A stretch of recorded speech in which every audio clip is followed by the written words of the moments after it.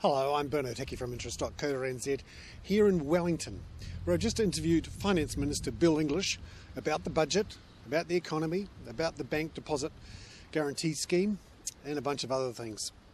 So here it is, Bill English.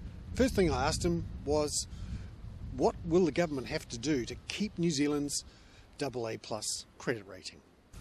I think we have to outline a pretty clear-cut strategy which is focused around, in the shorter term, protecting people from the worst, the harshest edges of recession, keeping demand going, but at the same time showing a longer term strategy that deals with the fundamental problems of the New Zealand economy, lifting productivity, closing that gap with Australia, and fiscal consolidation, because supporting the economy through a big dip in GDP is very expensive. How much of a deficit and how big a debt is it for the ratings agencies? Is 4.5% deficit this year and a 30% debt to GDP ratio too much, or have they not said it's got to be these numbers? Look, I don't think they haven't given us a set of parameters we have to meet, and I think one of the reasons for that is because the circumstances keep changing as fast for the ratings agencies as they are for New Zealand and other countries. So even objectives we might have set as recently as 3 months ago would now be very much out of date, or certainly will by the budget. The hollowing out of GDP over the next couple of years is pretty remarkable. You could end up over the next 3 or 4 years with, somewhere 40-50 billion less of GDP if things continue to deteriorate. Now that has a big impact, and that's 40 or 50 billion less than was forecast as recently as December. So you can see the difficulty of trying to hit a moving target. But I think what's important is for the rating agencies to see us showing the ability to make decisions about it, even if we can't capture all the losses, all the deficit that is building up as we speak. It's our ability to adapt and make decisions that's going to matter to them. If they see us ignoring the problem or throwing our hands up because it's too big, then we run the risk of them taking a negative view. That sounds like you're going to have to take some tough decisions about government spending and what happens to that deficit. Well, we are going to, we want to get on the front foot. I mean, in a way, there's an opportunity in this. There's governments around the world are going to be under fiscal stress. We can see that. It's obvious as anything, with huge amounts of debt to raise. Now, we're at the end of the world, in a capital-constrained, credit-constrained world. We're going to have to be very well positioned to be able to attract the capital and to have the credit ratings that will distinguish us from these other economies.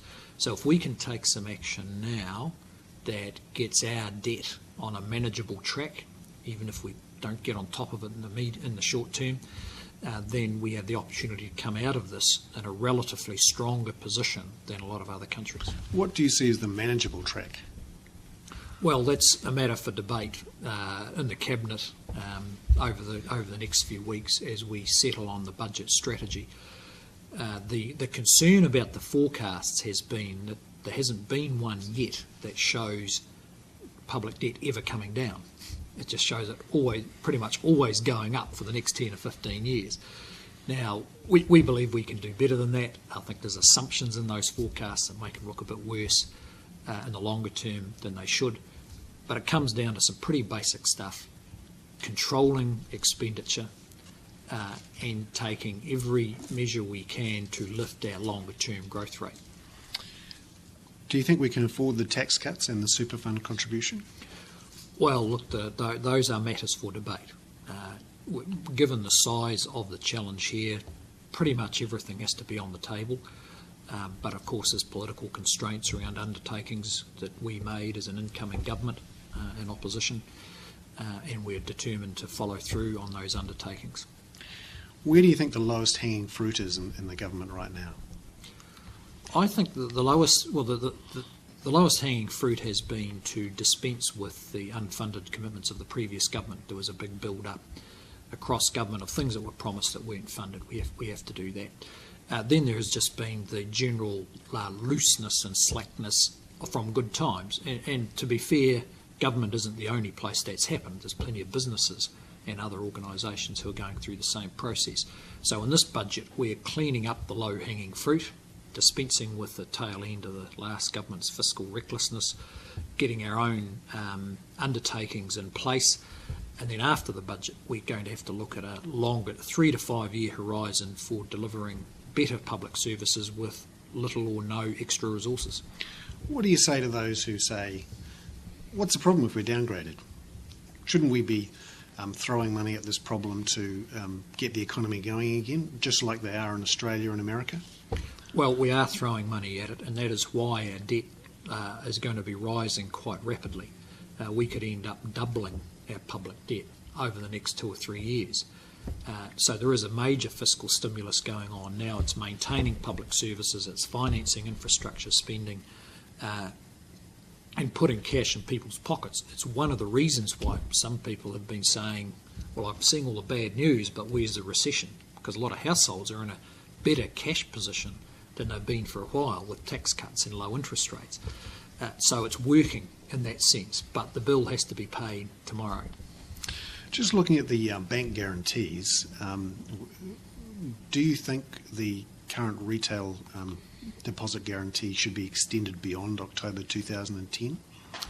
Well, look, that's a policy matter we are beginning to discuss. It's only 18 months till the end of that period. There are a number of issues there. One is alignment with Australia. Their guarantee is structured. For instance, it's 3 years instead of 2 years. There's going to be the ongoing need to maintain confidence in our financial system. We've been fortunate in New Zealand and Australia that we haven't had the problems with bank runs and bailouts, so we want to continue that. But we don't want to be accumulating substantial risk on the Crown balance sheet. So it's going to be a bit of a tricky issue.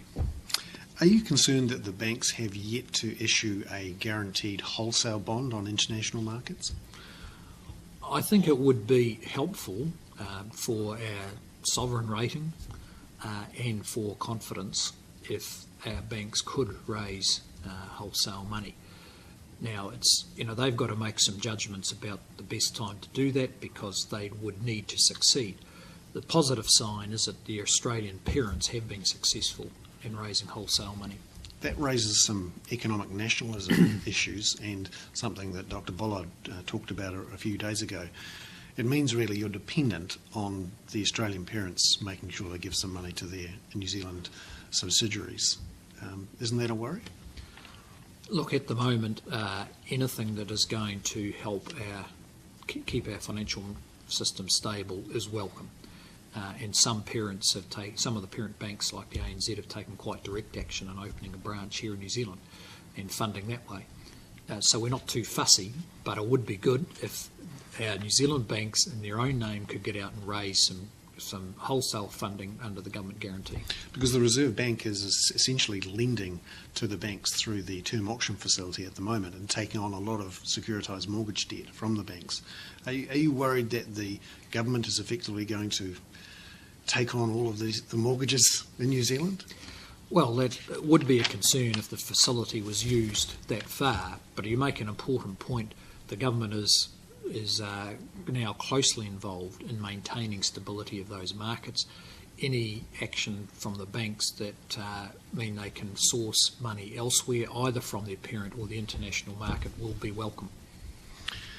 At the moment, we're getting a lot of ideas coming forward, and we saw some out of the Jobs Summit.